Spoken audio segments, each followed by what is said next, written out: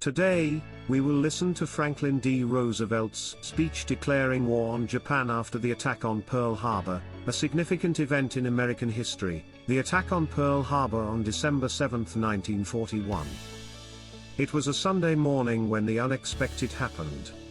Without warning, the Japanese launched a surprise attack on the United States Pacific Fleet at Pearl Harbor in Hawaii. The devastation was immense and would ultimately lead the United States into World War II. Let's take a closer look at the events leading up to the attack itself, and its aftermath. We'll also examine its significance and the lessons learned that continue to impact us today. First, some geography. Pearl Harbor is located on the island of Oahu, Hawaii. It was established as a United States Navy base in 1908 due to its strategic location in the Pacific. In the years leading up to the attack, tensions between the United States and Japan had been escalating due to Japan's aggressive expansion in East Asia. Despite attempts at diplomatic negotiations, the situation reached a boiling point in July 1941, when the United States imposed an embargo on exports to Japan. On December 7, 1941, 353 Japanese aircraft attacked the United States Pacific Fleet at Pearl Harbor.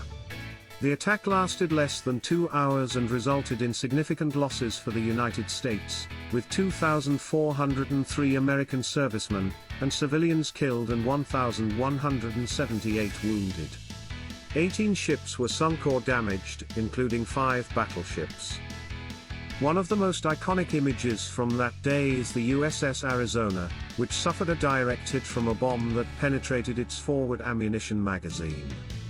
The resulting explosion sank the ship and killed 1,177 of its crew members. The attack on Pearl Harbor shocked and outraged the American public, leading President Franklin D. Roosevelt to deliver his famous Day of Infamy speech to Congress the very next day, requesting a declaration of war against Japan. Just hours later, the United States officially entered World War II. Here is that speech followed by the United States national anthem. Thanks for watching. Mr. Vice President, Mr. Speaker, members of the Senate, of the House of Representatives, yesterday, December 7, 1941, a date which will live in infamy, the United States of America was suddenly and deliberately attacked by naval and air forces of the Empire of Japan. The United States was at peace with that nation, and at the solicitation of Japan, was still in conversation with its government and its emperor, looking toward the maintenance of peace in the Pacific. Indeed, 1 hour after Japanese air squadrons had commenced bombing in the American island of Oahu, the Japanese ambassador to the United States and his colleagues delivered to our Secretary of State a formal reply to a recent American message.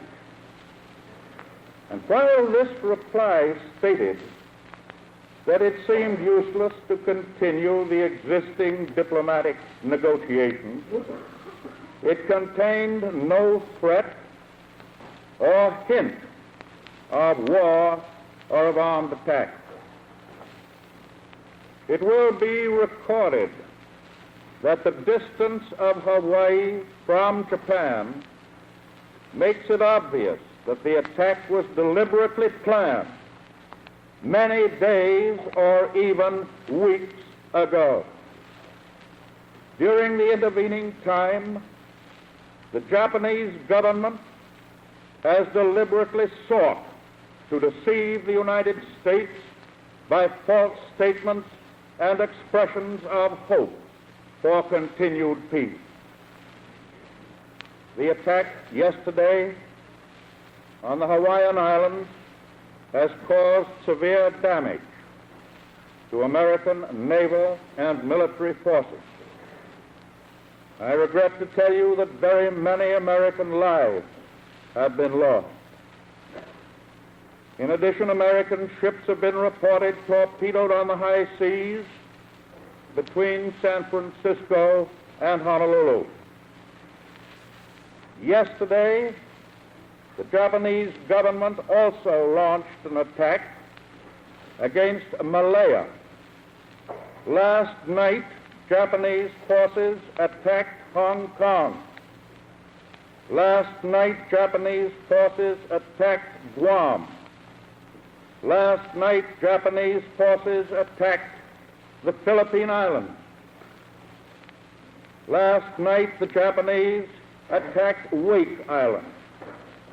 And this morning, the Japanese attacked Midway Island.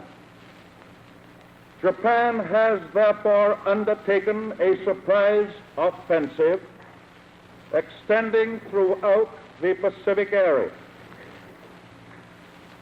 The facts of yesterday and today speak for themselves. The people of the United States have already formed their opinions and well understand the implications to the very life and safety of our nation. As Commander-in-Chief of the Army and Navy, I have directed that all measures be taken for our defense, but always will our whole nation remember the character of the onslaught against us.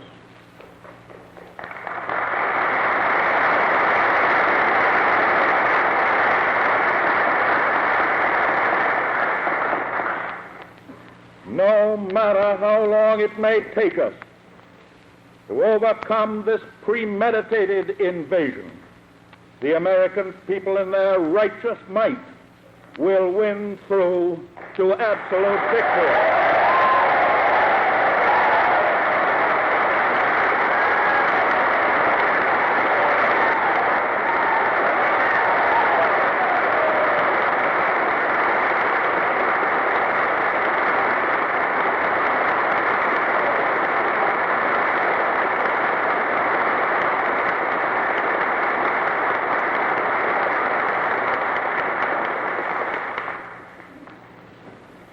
I believe that I interpret the will of the Congress and of the people when I assert that we will not only defend ourselves to the uttermost, but will make it very certain that this form of treachery shall never again endanger us.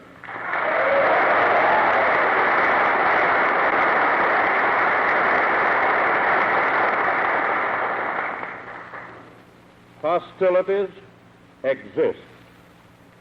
There is no blinking at the fact that our people, our territory, and our interests are in grave danger. With confidence in our armed forces, with the unbounding determination of our people, we will gain the inevitable triumph. So help us God.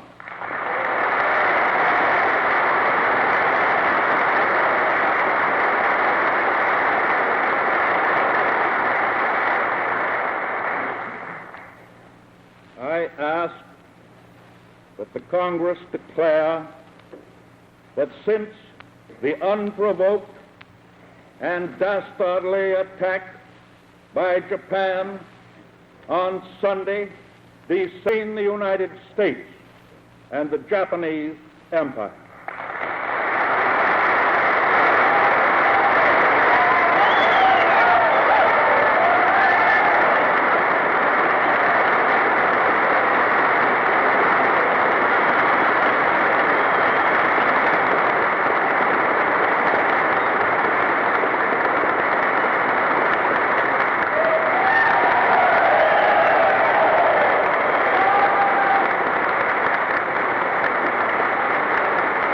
Ladies and gentlemen, the national anthem.